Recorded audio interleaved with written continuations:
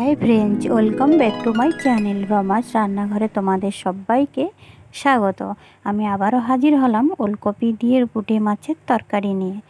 তো এই রেসিপি কীভাবে বানাতে হয় ফার্স্ট থেকে লাস্ট পর্যন্ত দেখার অনুরোধ রইল। তো এই দেখো, আমি 3টে ওলকপি নিয়েছি, ওলকপি বলো বা শালগম বলো। তা আমি নিয়ে নিয়েছি 3টে আলু, শালগম আর একটা আলু নিয়েছি। এখন এগুলোকে ভালো করে কেটে কুটে নেব। তো এই দেখো, গা থেকে আমি ছুরির সাহায্যে সবগুলো উঠিয়ে নিচ্ছি, ছাড়িয়ে নিচ্ছি। এইভাবে একে একে সবগুলো উঠিয়ে নেব। আর এগুলো ছাড়াতে একটু সময় লাগে, তাই জন্য একটু বটি দিয়েও তোমরা ছাড়াতে পারো, আমি ছুরির সাহায্যে ছাড়াচ্ছি। তো দেখো বন্ধুরা, ছাড়ানো হয়ে গেছে। আলুটাও চুলে নিয়েছি, এখন কেটে নেব, ছোট ছোট করে কেটে নেব এগুলা।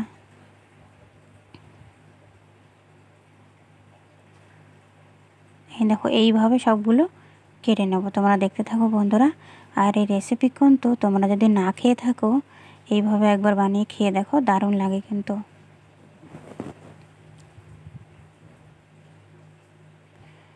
খুব সুন্দর কচি কচি শালগমগুলি এই দেখো সব কাটা হয়ে গেছে। এখন আলুটা কেটে নিচ্ছি।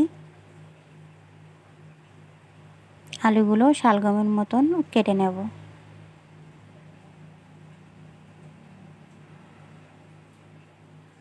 এইভাবে সব একই রকমভাবে কেটে পরিষ্কার জল দিয়ে আমি ধুয়ে নিচ্ছি। আগে একবার ধুয়ে নিয়েছি আর এখন একবার ধুচ্ছি। ধুয়ে একটা পাত্রে রেখে দিচ্ছি উঠিয়ে। আর এই শালগম কিন্তু পুঁটি মাছ দিয়ে কি বড় মাছ দিয়ে রান্না করলে খুব ভালো লাগে খেতে। তা চলো, এখন এর জন্য নিয়ে নেবো কাঁচা লঙ্কা কটা মশলার জন্য, আর নিয়েছি আদা, দিয়ে দেবো আমি জিরে, দিয়ে এখন পেস্টটা বানিয়ে নিয়ে আসবো। দেখো বন্ধুরা, পেস্ট হয়ে গেছে। এখন কড়া বসিয়ে দিচ্ছি। কড়াতে দিয়ে দেবো 2টো তেজপাতা, আর দিয়ে দেবো এখানে গোটা জিরে।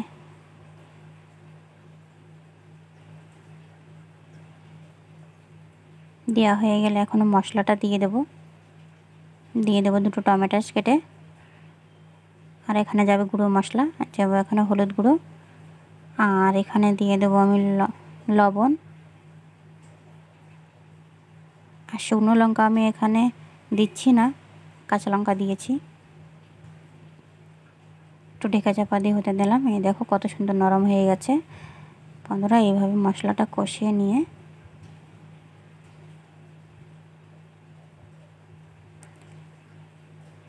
এখন দিয়ে দেবো কেটে রাখা ওলকপি আর আলু, দিয়ে একসঙ্গে ভালো করে মিশিয়ে কষিয়ে নিতে হবে।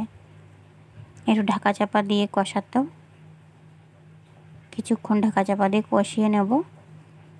দেখো অনেকটা জল বেরিয়েছে, এখন এই জলেই কষিয়ে নেব।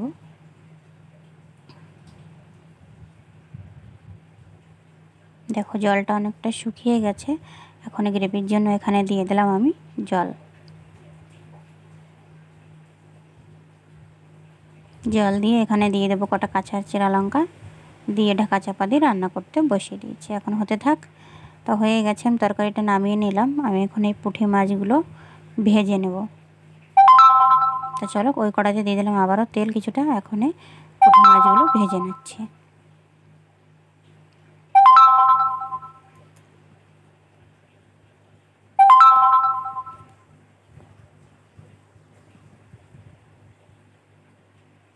তো উল্টে পাল্টে সবগুলোকে ভেজে নেব।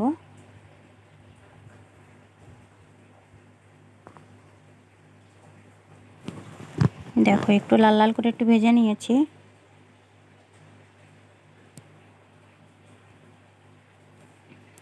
একবারে তো হয় না, তাই 2বার করে এই যে ভেজে নিচ্ছি। তা ভাজাভুজি হয়ে গেছে। এই দেখো, আমি তরকারি আবারও বসিয়ে দিয়েছি। এই দেখো সবগুলোই সিদ্ধ হয়ে গেছে। এখন দিয়ে দেবো ভেজে রাখা মাছগুলো। মাছগুলো দিয়ে কিছুক্ষণ ফুটিয়ে রান্না করে নিলেই হয়ে যাবে আজকে শালগম দিয়ে পুঁটি মাছের তরকারি।